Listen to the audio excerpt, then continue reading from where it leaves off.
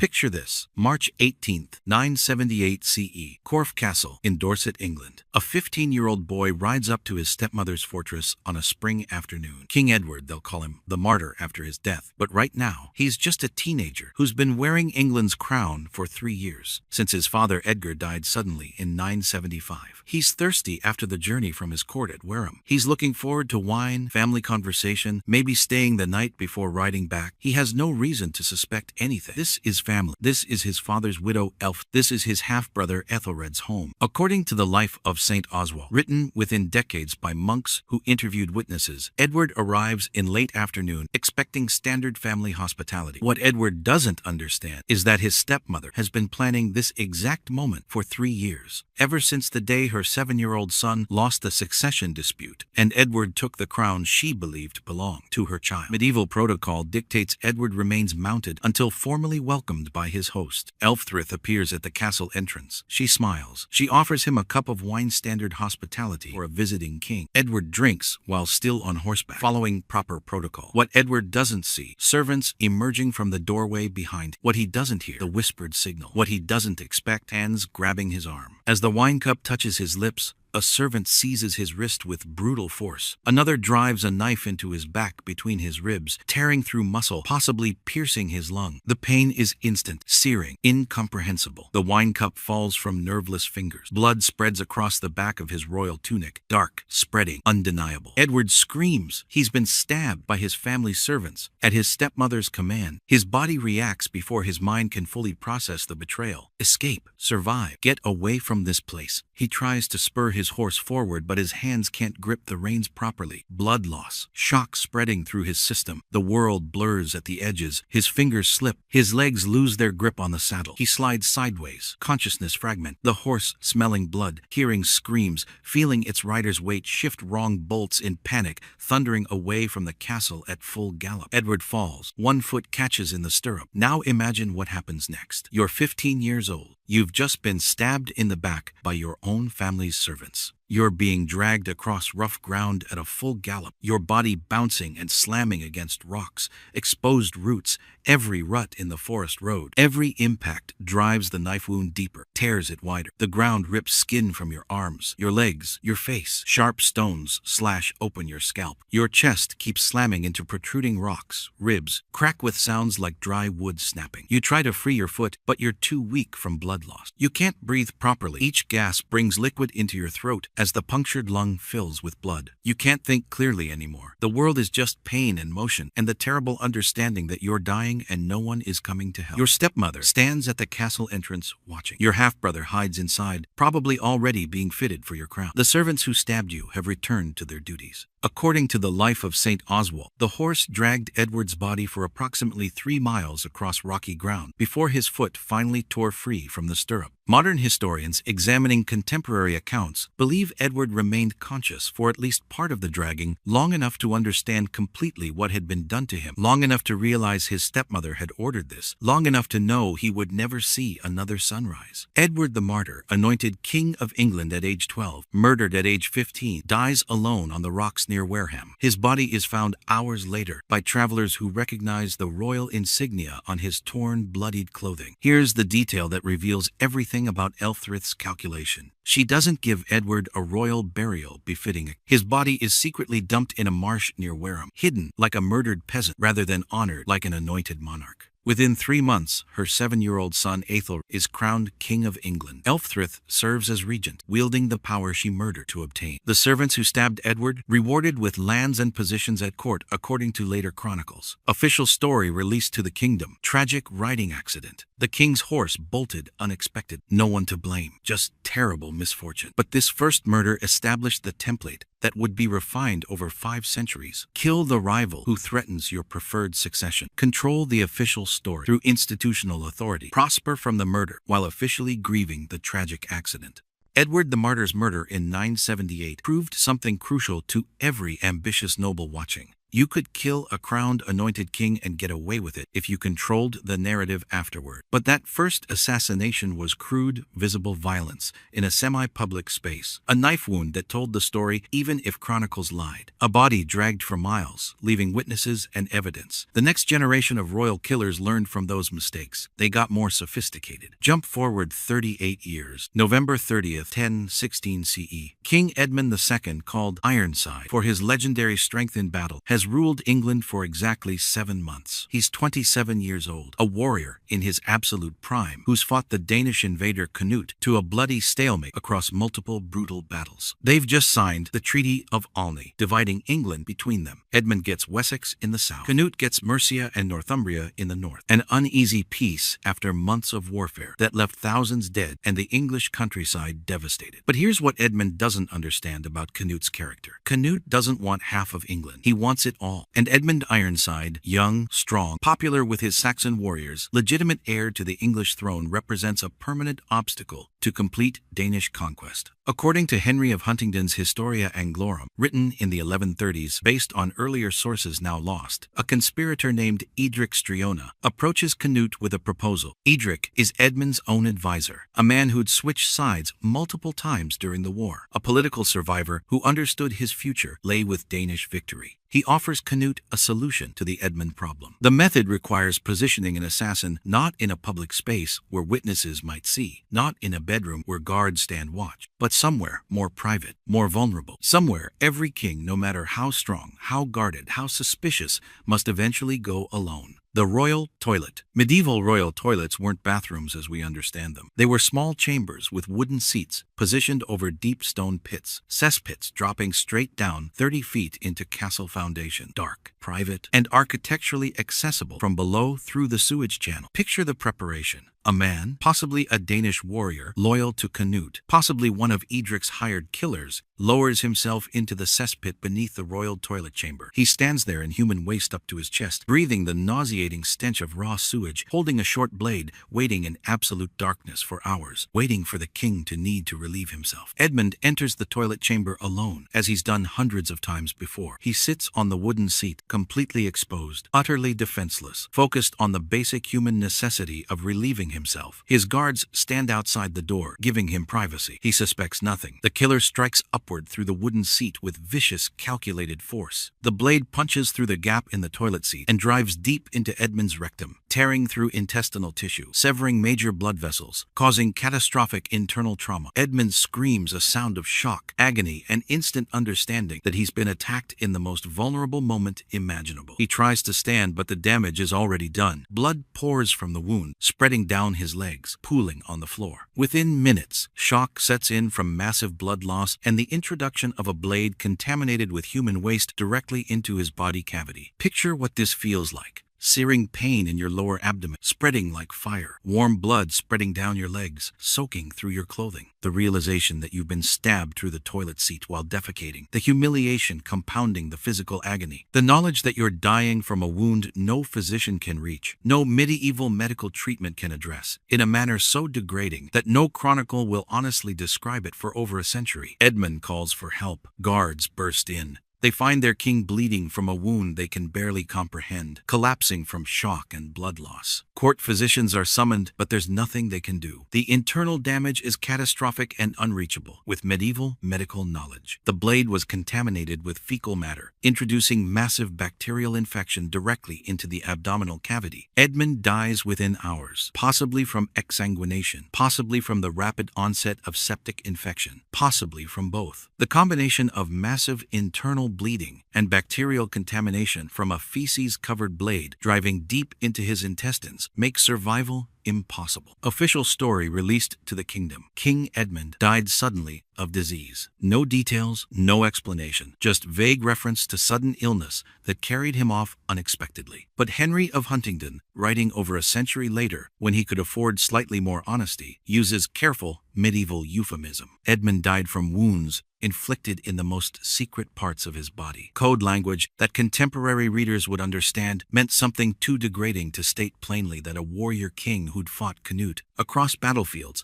was stabbed through the rectum while sitting on a toilet. Within weeks of Edmund's death, Canute becomes sole ruler of all England. The Treaty of Olney is void. Danish conquest is complete. Edric Striona, the conspirator who arranged the toilet assassination, initially rewarded with lands and the earldom of Mercia, then executed by Canute the following year, possibly to eliminate a witness who knew too much. Notice the evolution. Edward's assassination required visible violence, leaving a body covered in evidence. Edmund's murder happens in absolute privacy, in a location so degrading that chroniclers won't describe it honestly for over a century, creating a death that looks like sudden natural illness with no suspicious circumstances anyone wants to investigate too closely. Jump forward 227 years. September 21st, 1327 CE. The method has evolved to something even more brutal. Symbolic torture designed to destroy the victim internally while leaving the external body pristine and unmarked for public viewing. Edward II,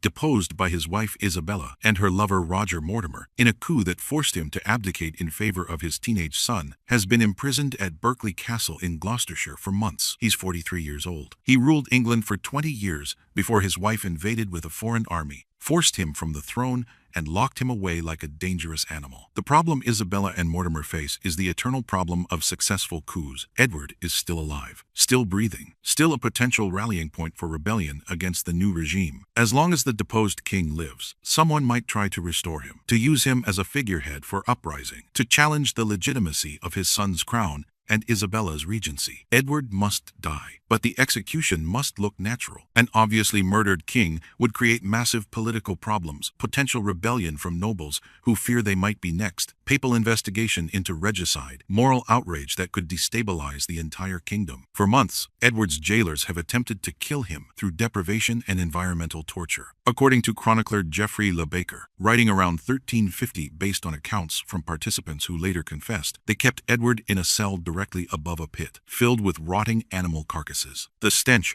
was supposed to sicken him to death through disease and despair. It didn't work. Edward's body, though weakened by months of abuse, refused to die conveniently. They starved him intermittently, denied him heat during winter cold, subjected him to isolation and psychological torture. Edward survived it all. His constitution, strengthened by 20 years of medieval kingship, requiring physical resilience, wouldn't fail on schedule. On the night of September 21st, the jailers receive final orders from Mortimer. End this tonight. Now, men enter Edward's cell around midnight, likely including Thomas Gurney and John Maltravers, the knights specifically assigned to guard the deposed king. They carry specific tools prepared in advance, a wooden cattle horn, hollow and smooth, and a red-hot poker heated in the fireplace coals for hours until it glows white-hot in the darkness, radiating heat from 6 feet away. Picture what happens next. They force Edward face down on a wooden table. He's too weak from months of imprisonment, starvation, and abuse to fight effectively against multiple strong men. His screams are ignored, the castle walls are thick, the night is dark, guards have been cleared from nearby posts. The horn is inserted into his rectum, creating a channel that will theoretically prevent external burns that might be visible during the public viewing of his corpse that will follow. Then, as men hold him down with their full weight, pressing on his shoulders and legs, the poker, heated to temperatures exceeding 1,000 degrees Fahrenheit, glowing white-hot like a piece of captured sun, is thrust through that horn deep into his bowels. The scream that tears from Edward's throat is documented by multiple sources. It's so piercing, so inhuman in its agony, so utterly unlike any sound a person normally makes, that villagers over a mile away bolt upright in their beds. Some thought they heard a demon. Others thought it was a woman being murdered. A few suspected the truth that someone in Berkeley Castle was dying in unimaginable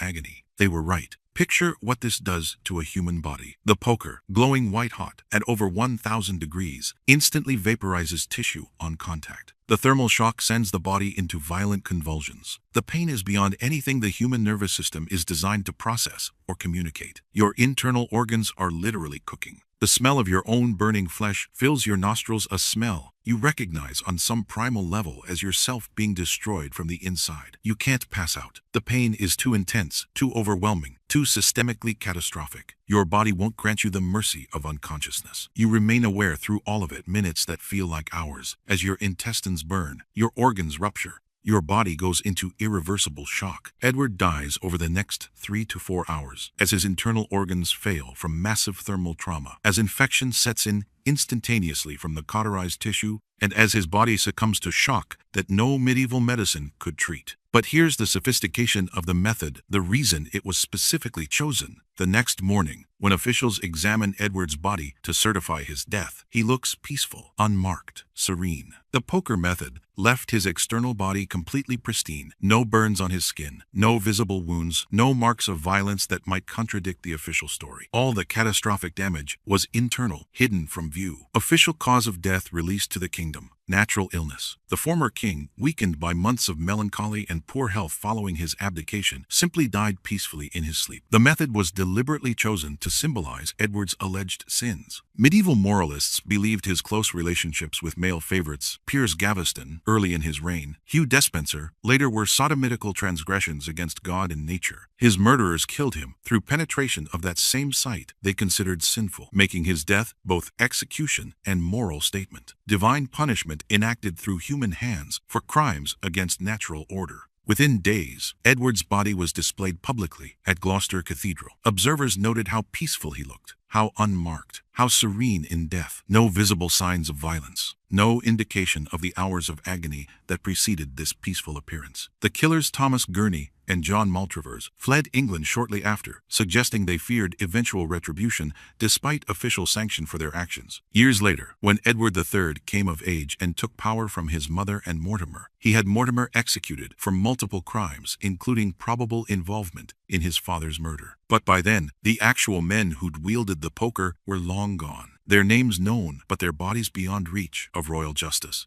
The cycle of royal murder that began with Edward the Martyr's stabbing and dragging in 978 CE completes itself on a battlefield in 1485, with a king who possibly ordered children smothered dying, in a frenzy of blades wielded by men seeking revenge, power, and the right to write history. August 22, 1485 CE, Bosworth Field in Leicestershire. King Richard III, last Plantagenet King of England, possibly the man who ordered his 12-year-old and 9-year-old nephews murdered 2 years earlier, faces Henry Tudor's rebel army in a battle that will determine England's future dynasty. Richard is 32 years old. He's been king for 2 years since deposing his nephews and declaring them illegitimate. His reign has been controversial from the start, plagued by rumors about the disappeared princes, undermined by rebellions from former allies who switched sides to Henry Tudor, haunted by whispers that he's a usurper and child killer who stole his nephew's crown. Henry Tudor has landed in Wales with French mercenaries and attracted enough disaffected English nobles to pose a serious threat. But Richard still has advantages: more troops, better battlefield position, superior military experience from years of fighting in the Wars of the Roses. The battle rages for hours across muddy ground under an August sky. Richard's forces hold their position on Ambion Hill, the high ground giving them tactical advantage. The fighting is brutal, chaotic, medieval combat at its most savage, men hacking at each other with swords, maces, poleaxes, fighting in heavy armor under the summer sun, slipping in mud and blood. Then Richard sees something across the battlefield that makes him abandon all strategy for a desperate gamble. Henry Tudor's personal banner, the Red Dragon of Wales, surrounded by only a small group of bodyguards, separated from the main Tudor force by broken ground and the chaos of battle. Richard makes the decision that will cost him everything. He'll charge directly at Henry with a small group of elite mounted knights, trying to end the battle with one decisive strike: kill Henry Tudor personally, cut down their commander, win the war in one blow, break their will and send them fleeing. It almost works. Richard and his household knights, perhaps 20 to 30 heavily armored men on war horses, crash into Henry's position like an armored avalanche. Richard personally kills Henry's standard-bearer, William Brandon, with a single lance thrust that punches through his armor and chest. The Tudor banner falls to the mud. Richard fights to within feet of Henry himself, close enough that their eyes meet across the chaos, close enough to strike the killing blow that would end the rebellion instantly and secure Richard's crown. Then everything collapses. Henry's bodyguards close in, forming a defensive wall of poleaxes and swords. More Tudor soldiers rush to defend their commander, surrounding Richard's small force. Richard's gamble, brilliant if it had succeeded, has left him isolated, separated from his main army, surrounded by enemies who recognize the crowned king in their midst. His horse is cut down beneath him, multiple blades slashing at its legs, its flanks hamstringing the animal. The horse screams and collapses, throwing Richard hard to the ground. His heavy armor, protective when mounted, now a burden, makes the impact brutal. Richard falls hard onto the muddy battlefield. He's on foot now, surrounded by enemies, separated from his army by hundreds of yards of chaotic combat, where no one can reach him in time to help. The butchery begins. Forensic analysis of Richard's skeleton, discovered under a Leicester parking lot in 2012, in one of archaeology's most dramatic finds, reveals at least 11 wounds. 2 massive blows to the base of his skull, either one instantly fatal. A blade driven upward through the base of his skull from behind while he was on the ground. His face slashed open by a sword cut. His jaw broken. Both arms showing defensive wounds where he tried desperately to block attacks coming from multiple directions. This wasn't honorable single combat between knights. This wasn't a fair fight. This was frenzied killing. A mob of soldiers surrounding a fallen king, each man wanting to claim he struck the tyrant, each blow adding to the butchery. Picture the final moments. You're on the ground. Your horse is dead. Your helmet has been knocked off or torn away. Blades are coming from every direction. You raise your arms to block swords sliced through the flesh, cutting to bone. You try to stand, someone strikes the back of your head with devastating force. You collapse forward into the mud. Another blow to your skull. Then darkness. The men who killed Richard probably didn't know they were killing a king in those final moments. They saw an enemy knight on the ground, surrounded, defenseless. They killed him the way you kill any enemy in medieval warfare, quickly, brutally, with overwhelming force. Only after did they realize they'd just killed the King of England. They stripped Richard's body naked on the battlefield. Medieval custom allowed victors to claim the armor and weapons of the defeated. But stripping a king naked is deliberate humiliation. They throw his naked corpse across a horse. They parade it through Leicester like a piece of meat, letting crowds see the fallen tyrant reduced to nakedness and death. According to contemporary accounts, Richard's body was displayed publicly for several days to prove he was truly dead, to show that the Yorkist cause was finished, to demonstrate that Henry Tudor had won complete victory. The last Plantagenet king of England, the man who possibly ordered children smothered to secure his crown, who fought to the end, trying to kill his enemy personally, died in a swarm of blades from men who calculated that killing him meant victory, power, and the chance to tell history their way. Within weeks, Henry Tudor was crowned King Henry VII, founding the Tudor dynasty that would rule England for over a century. Richard's body was buried without ceremony in a Leicester church that was later demolished. His grave was lost for over 500 years, until archaeologists found his skeleton under a parking lot in 2012. The spine curved from scoliosis, the skull bearing the fatal wounds, the bones telling the story of a violent death that contemporary chronicles had described. The cycle completes. Kings murdered across 507 years, each death teaching the next generation that political threats must be eliminated. Each killing proving you can murder a king if you control what history remembers. English kings murdered across 5 centuries, each death more calculated than the last. From Edward the Martyr stabbed and dragged at 15 to Richard III butchered on Bosworth Field, the pattern stayed constant. Eliminate the rival, control the story, prosper from the murder. Dragged 3 miles, called an accident. Edmund, stabbed through a toilet, died of illness. Edward II, red-hot poker, no external marks. Richard III, hacked apart publicly. This wasn't divine right monarchy. This was systematic violence, hidden by institutional lies, proof you could murder kings if you controlled what history remembered. The only memorial that matters is truth. Uncomfortable, brutal, undeniable. Question everything you were taught. The official story is usually covering something up.